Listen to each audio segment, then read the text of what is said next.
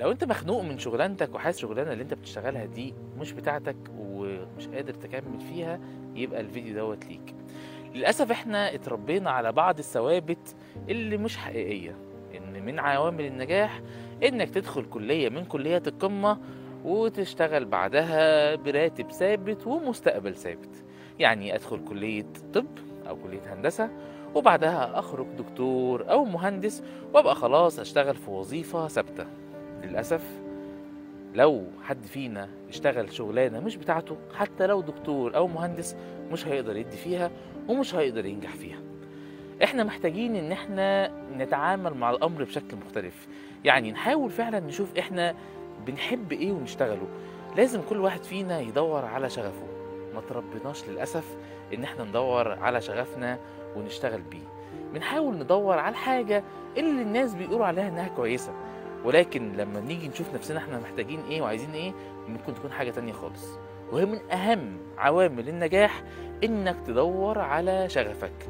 حاول انك تشتغل بالحاجة اللي انت بتحبها. شوف شغفك ايه وشوف انت عايز ايه وحاول تدور عليه وحاول تنمي نفسك فيه.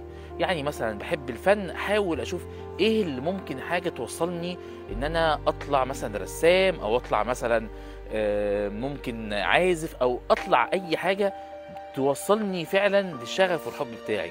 حتى لو دراستي ما كانتش كده، اتعب شوية، حاول تاخد كورسات، حاول تشوف حاجات مختلفة عشان توصل ان شغفك وحبك يبقى شغلك. لو وصلت ان شغفك وحبك هيبقى شغلك، صدقني هتنجح بشكل كبير جدا. عشان انت ساعتها هتحاول تطور نفسك وتنمي نفسك في الحاجة اللي بتحبها. حتى لو بتشتغل وبتدرس 20 ساعة وبتنام 4 ساعات بس في اليوم، هتلاقي في الأول والآخر هيبقى فيه نجاح انت راضي ومبسوط منه.